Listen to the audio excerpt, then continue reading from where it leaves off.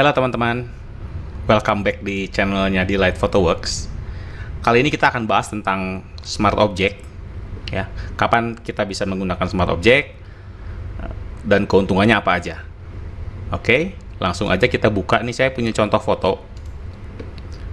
Ini Ford Focus ya, 2018. Nah, kalau di Photoshop saya nih, ya, dia akan masuk dulu ke RAW Converter, baru masuk Photoshop. Kalau di teman-teman mungkin kebuka langsung juga nggak apa-apa.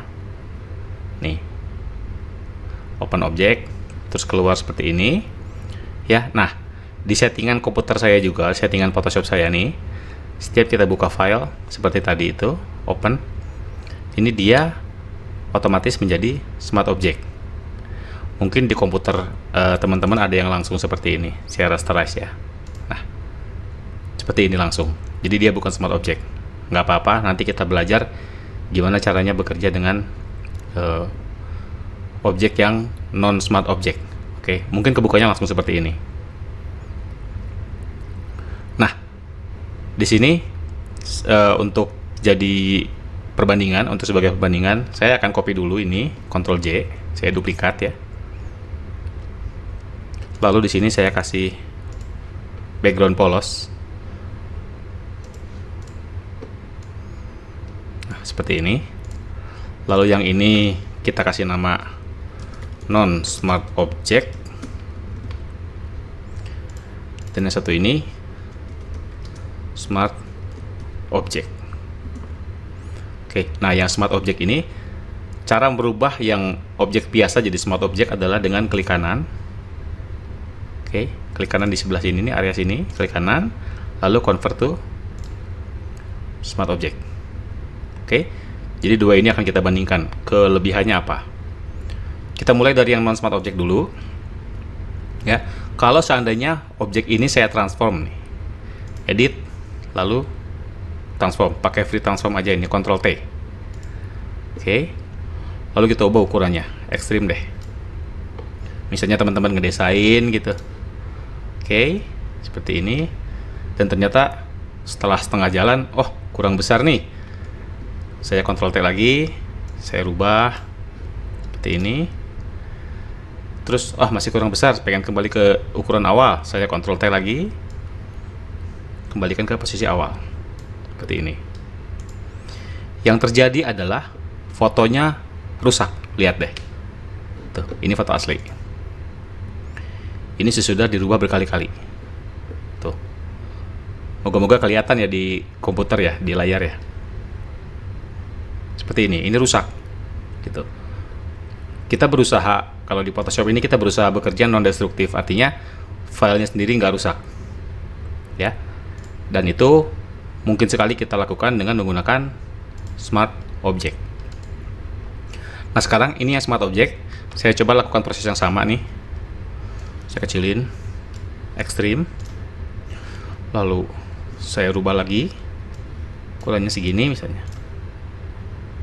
Lalu saya kembalikan, Ctrl T, saya kembalikan ke posisi awal. Tuh, kita bandingkan. Ini yang non Smart Object ya, dan ini Smart Object. Oke, tidak berkurang kualitasnya. Jadi ini salah satu kegunaan dari Smart Object. Selanjutnya, aplikasi dari fitur Smart Object ini ya. Ini yang sering saya gunakan ya, yang sering saya pakai adalah seperti ini. Misalkan saya coba buat duplikat dulu untuk backup, new Smart Object via copy. Lalu ini saya sembunyikan, kita bekerja dengan Smart Object yang di atas. Misalnya ini saya raster deh ya, buat perbandingan. Jadi ini non Smart Object. Oke. Jadi Smart Object itu kalau di raster ya dia bukan Smart Object lagi. Kenapa harus di raster? Karena beberapa pengerjaan di Photoshop itu tidak bisa dilakukan pada Smart Object. Misalnya saya brush nih. Kalau di Smart Object nggak bisa di brush. Dia harus di raster dulu. Kalau non Smart Object bisa baru dia brush. Oke. Nah, ini di non smart object ini, misalkan saya kasih filter, misalnya blur deh, yang paling umum, Gaussian blur. Saya kasih nilai misalnya 20 pixel seperti ini. Oke. Nah, sambil saya ngedit, terus tiba-tiba di tengah-tengah saya ingin buat perubahan, wah blurnya jangan 20 nih, harusnya 10 aja. Filter, blur, Gaussian blur, pingin 10.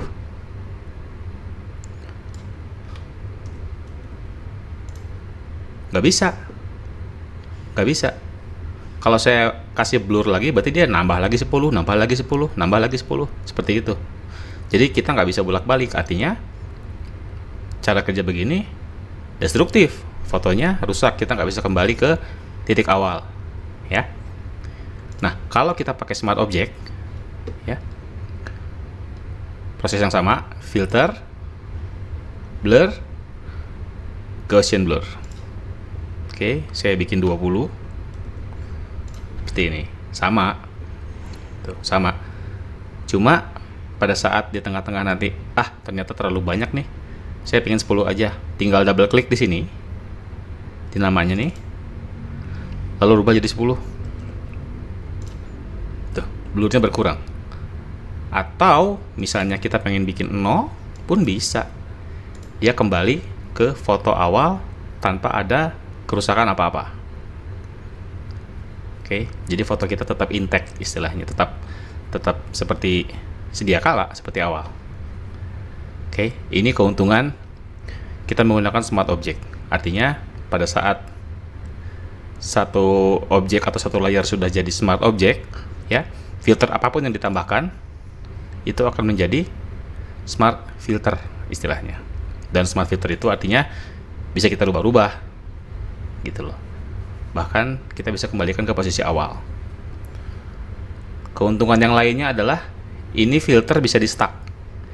Jadi satu objek kita gunakan satu filter, kita gunakan filter lain, misalnya kita emboss gitu ya, misalnya nih tuh, bisa ada beberapa efek sekaligus dan semuanya sama, non destruktif.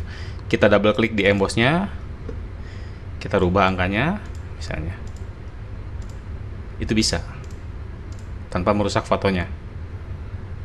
Oke,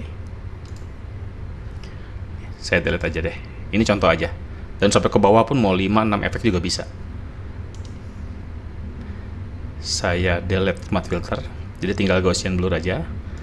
Nah, yang terakhir keuntungannya adalah sekarang misalnya saya bikin Gaussian blur deh, taruhlah tadi ya 10 ya. Oke, 10. Nah, di sini bagian atas ini ada kotak putih. Ini kalau kita klik, ini masking sebenarnya. Buat teman-teman yang belum paham masking, bisa komen di bawah. Kalau banyak yang minta, mungkin saya buatin videonya. Oke, sementara sih saya anggap teman-teman udah cukup paham mengenai masking. Oke, nah kalau kita klik di sini, lalu kita pakai brush dengan brush yang hitam, ya, misalnya nih, ini contoh aja, kita gunakan brush yang halus deh. Nah, ini contoh aja, saya bisa hilangkan filternya di area tertentu.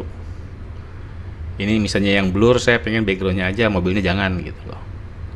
Ini contoh sekali lagi, karena seleksinya harusnya nggak begini, harusnya ya pakai tools yang benar, mau pakai quick selection atau mau pakai pen tools juga bisa gitu. Cuma intinya adalah efek ini bisa kita masking hanya kena ke bagian-bagian tertentu aja, misalnya seperti ini, misalnya ya. Oke, seperti itu. Jadi ini sudah saya jelaskan keuntungan dan perbedaan dari smart object dengan objek-objek yang tidak smart, yang non smart object. Untuk aplikasinya juga sudah saya berikan contohnya.